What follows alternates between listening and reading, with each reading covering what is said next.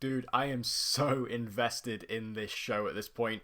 I mean, we're 4 episodes in now to Daredevil Born Again, and I'm just so into it. So, without any further ado, with that incredibly rushed intro aside, let's dive into my review and breakdown of Daredevil Born Again Episode 4. Now, I'm going to jump straight into it and talk about the main talking point that people are going to be discussing following this episode, because if you went on to Disney Plus this morning and you looked at Daredevil Episode 4, you would have seen a familiar face on the marketing there, and that was, of course, Jon Bernthal as the Punisher. Now, we knew the Punisher was in this, of course, and he's kind of been teased and set up in the first 3 episodes. We knew Punisher was coming, and he is here. He's back in this episode, and what a delight it is, in a weird way, to have Frank Castle back on this show. Jon Bernthal is one of those actors who just consistently delivers. Like, he's always delivering time and time again these amazing performances for these great characters. And Frank Castle is no exception to that rule. And I think seeing him on screen again with Charlie Cox, it's been a long time since him and Charlie Cox have actually acted together. It's been since Daredevil Season 2. It's really nice to see them two back together again and having that energy together, because it's been such a long time. And Jon Bernthal is such an underrated actor. Like, I know when people talk about him, they say he's great, but he's genuinely so brilliant in every character he plays. And seeing him once again return here as Frank, he brought all that ferociousness, all the emotion, all those parts that make Frank who he is and the reason why we love him is all on display here. Now, granted, we don't get a ton of Punisher in this. We only get really one scene with him. But if we go off the set photos, we do know that there is more Punisher coming in this season somewhere down the line. But this one scene we got of Matt going to Frank because he finds the shell casing of the bullet that killed Hector Ayala, and it has the little Punisher logo on it. He goes out there to speak to Frank to find out if or what his involvement is in this at all. And if you remember my previous review, I stated that I guarantee you Frank has nothing to do with any of this Punisher stuff we've seen in the first 3 episodes. I think it's just cops who are using his kind of symbol and his ideologies to do their own thing. And that is very much the case here. Frank describes them as fanboys, which I thought was quite funny. He has nothing to do with this. He has no involvement whatsoever. He just knows that there are people out there. He's kind of become aware of these people who are using his symbol to do their own bidding. And I thought that was nice, because if they did make Frank this kind of killer who killed Hector Ayala, I think that would have really ruined his character and just wouldn't have been in tune with who Frank is at all. So the fact that they are going down this separate storyline of these, corrupt cops who are using the Punisher's ideologies, I think that's a much smarter way to go. But what it leads to is this scene between Frank and Matt, where, Matt comes to him and Frank says, you didn't come here for my help, you came here for my permission. You've basically come to me to tell you that you should be Daredevil again and embrace that darker side, that evil inside of you, because we're the same. And it was such a great scene, because their dynamic, their back and forth is so intense, it's so heated. You feel like they're just going to start screaming at each other at any moment. And we do get to that. Frank is able to sort of, winkle out of Matt that he says, oh, this isn't about Hector. Like, this is about him, isn't it? This is about Foggy. And, he's like, say his name. And Matt's like, it's not about him. And he only refers to him as him. There's never anything more than that. Until eventually, Frank is able to make Matt break. And he's, I got justice on Bullseye. He got life. But then Frank says, well, did Foggy get life? And it eventually results in, Matt breaking down, crying. And I must say, I shed a tear in this scene. Like, seeing Charlie Cox's acting just really go for it was really emotional. And the fact that Frank then adds in, every day I take a life, I hear my son in my head saying, get him, daddy. And that's like, it was so emotional. Like, it was so raw. And it's the only conversation that Matt can have with Frank. Like, it's the only conversation that these two characters can have together, because they just get each other. They understand each other. Despite the fact they do things slightly differently, Frank is really one of the only people in Matt's life who truly understands who he is in here. And I think that this scene between Frank and Matt really nails that home. And it was just great to see them not only acting together again, but just to see Jon Bernthal back on screen once more as the Punisher. It was great, and I can't wait to see a little bit more of him. Hopefully we actually do get him in his Punisher outfit and doing some punishing, which, like I say, I think we will see very soon. So with that out of the way, let's talk about a few other things from the episode. One thing that was brought up very early on is Hector's niece, who shows up at the hospital where his body is, and she wants to see it, and Matt's like, no, you're not seeing that. And obviously this, if comic fans will know, that this character does actually become a iteration of the White Tiger in the comics. Now, obviously Marvel being Marvel, I think we have to assume that they're probably setting up something with this character. There was talk after the episode that apparently there was a deleted scene of the amulet that Matt takes at the beginning start to react to his niece when she shows up. So clearly there is some kind of indication there that they are going to do something with this character. My only question is, she's very young. Like, she's very, very young. So young, in fact, that I feel like it would be almost strange for her to be out there as a vigilante. Even if she does have the amulet, which obviously gives her enhanced strength and agility, I still feel like she's a child. Like, she's very, very young.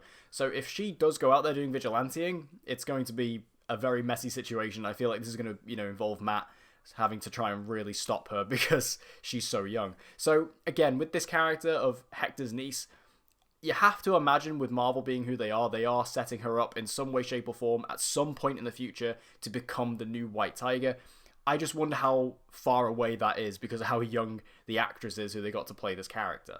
And talking about Fisk in this episode, of course, Wilson is still going around doing his mayoral stuff. We get some, tidbits here and there of him going to visit these different things, and we do get some kind of slightly comedic scenes of Fisk having to sit there listening to people sing badly, which was quite funny. But this all kind of culminates in a scene where Fisk and Vanessa are at their counseling, and they talk about Adam, who of course is the guy that Vanessa cheated on Wilson with when he was away. And I think this is an interesting situation they've put these two characters in because, they talk about the fact that forgiveness is the best form of love and or is the truest form of love. And, Wilson has done some horrific things in his time. Vanessa has also done some bad things, including cheating on Fisk with this Adam guy. But again, from her perspective, she's saying, look, you were gone. I didn't know you were coming back.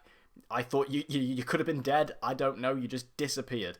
And obviously Fisk, being the man that he is, did actually track down this Adam guy. And as we see at the end of the episode, is actually holding him hostage in his basement, which is very, very Kingpin. This show so far, I spoke about this last week, has really been about Matt and Fisk trying to move away and stray away from the parts of them who they are inside, which in Matt's case is Daredevil and Fisk's case is Kingpin. But in this episode, for both characters, we see that they are again slowly creeping back into who they were, with Fisk keeping this guy who cheated on his wife, or who his wife cheated on him with, in his basement behind bars. That's very, very Kingpin. And in the case of Matt, we see him after his conversation with Frank go onto the roof of his apartment, bring out his sticks, and he starts training again. So it seems like in the next episode, I think we might see Matt suit up as Daredevil, and Fisk is truly embracing his Kingpin inside. And while it has taken us a little while to get there, I personally have enjoyed that journey because I think it's been nice to kind of see these characters really try hard to not be who they are, and to see them slowly over these 4 episodes kind of break down more and more and then become those people again. I think it's actually been written really well and handled tremendously. I would also like to point out the sort of lawyer storyline we had in this episode with Matt looking after the guy called Leroy who was caught stealing from a local supermarket. I thought this was an interesting little scene because what I liked about it was how it kind of changed my perspective, because when I was watching this scene, Matt's talking to him and he's saying, look, I've got you the best possible deal you can get. You were looking at 30 days. I've got you 10 days. That's a miracle. That's a gift.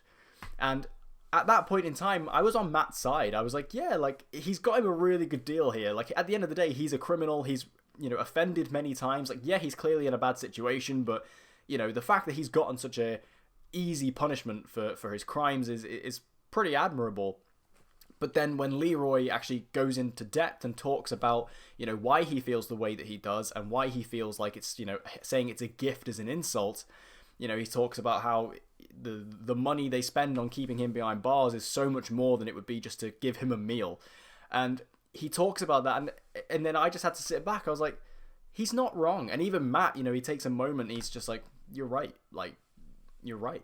And I thought it was a really nice scene because I feel like this is a storyline and a little scene in this episode that people won't talk about because it's kind of buried amongst the Fisk stuff and the Punisher stuff.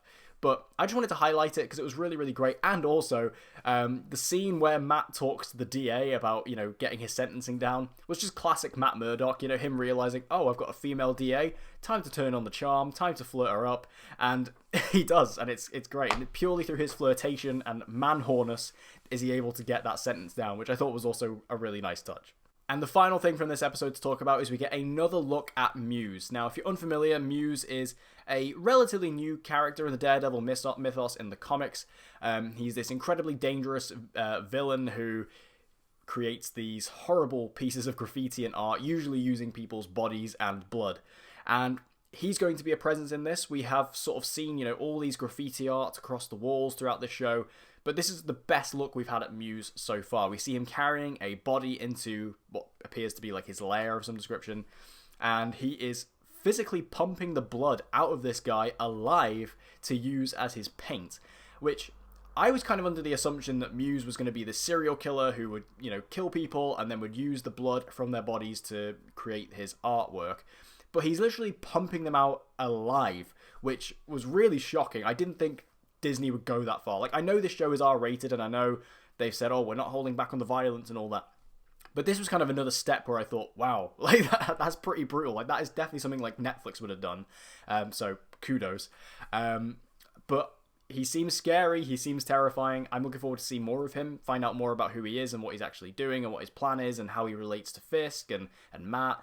I think he's going to be an interesting character, that's for sure. I think he's ultimately going to be like the main antagonist of this series because obviously we have Fisk who's going to be there throughout the entire series. As we go into season 2, he's going to be there more. But I think for season 1 of Born Again, like this particular season, I think it's going to end with Muse kind of being the main villain overall. So we're finally getting a bit more Muse. I'm sure over the next couple of episodes we're going to see more and more of him, and I'm excited to see that. But what did you guys think of Daredevil Born Again Episode 4? Make sure to let me know your thoughts in the comment section down below. How are you feeling about the show overall so far? And what did you think about the return of Jon Bernthal as the Punisher? For me, really strong episode this week. I don't think this was quite as good as last week's episode, which I just thought was really fucking great. Like, I really thought that was amazing.